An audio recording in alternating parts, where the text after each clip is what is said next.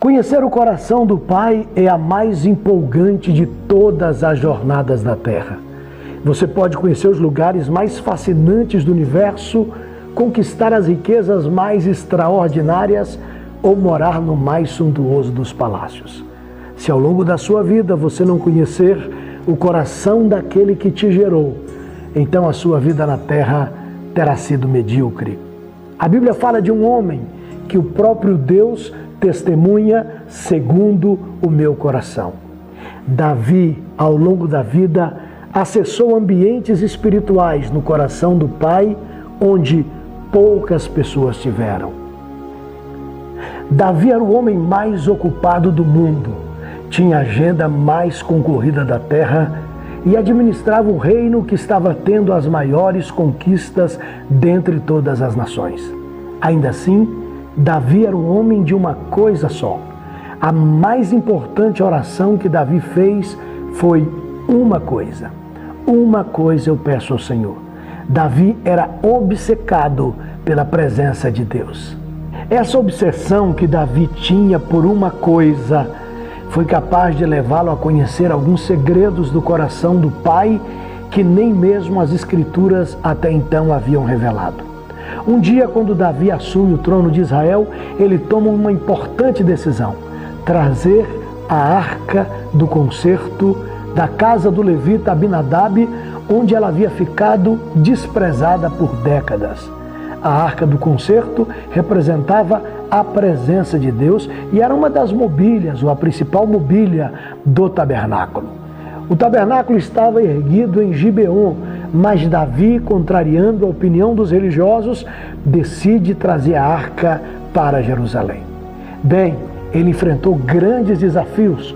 Qualquer teólogo teria dito a Davi: Davi, gostei da intenção, é importante a adoração, é importante trazer a arca de volta, mas espera aí, Davi, existem princípios. A Escritura diz que o lugar da arca é no tabernáculo e o tabernáculo está em Gibeon. O que esses homens não conheciam era que Davi sabia o que Deus havia revelado para ele.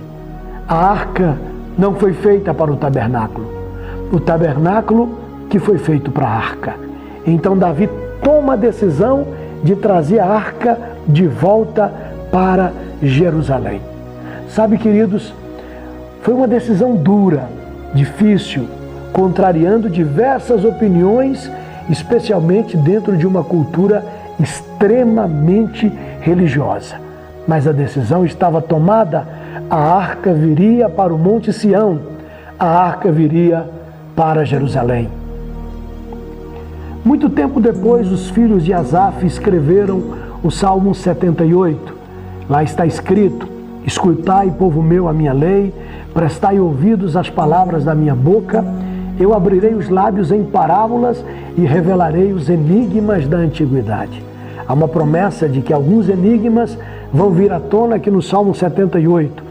E no versículo 60 está escrito: por isso abandonou o tabernáculo de Siló, a tenda da sua morada entre os homens, e passou a arca da sua força ao cativeiro e a sua glória à mão dos seus adversários. Nós conhecemos uma versão da história. A arca foi tomada pelos filisteus nos dias que Ófni e Finéias morreram. Mas, quando o coração de Deus é descortinado pelos filhos de Asaf, a realidade é outra. Os filisteus não tomaram a arca, Deus a entregou. Deus abandonou o tabernáculo de Siló. E o texto continua dizendo no versículo 67, além disso rejeitou a tenda de José e não elegeu a tribo de Efraim, porque Siló ficava nas montanhas de Efraim. Escolheu antes, Deus escolheu a tribo de Judá, o Monte Sião que ele amava. Olha que coisa fabulosa, pela primeira vez nas Escrituras nós encontramos um segredo do coração de Deus. Davi sabia que o lugar de se levar a arca era para Jerusalém, porque Deus amava o Monte Sião. E o texto continua dizendo: e Deus, sobre Deus o sujeito diz, construiu seu tabernáculo durável como os céus e firme como a terra que fundou para sempre. Nós conhecemos a história do tabernáculo de Davi, o tabernáculo que Davi fez para ofertar adoração e intercessão a Deus. Mas as Escrituras nos revelam que aquele tabernáculo foi erguido por Deus. Deus construiu o seu santuário. Davi foi apenas o mestre de obras. Davi apenas coordenou um projeto que havia nascido no coração de Deus. Finalmente, eu quero deixar um conselho para você. Navegue pelas artérias insondáveis do coração de Deus. Deixe o rio fluir através de você. Navegue pelas águas desse rio contra a correnteza.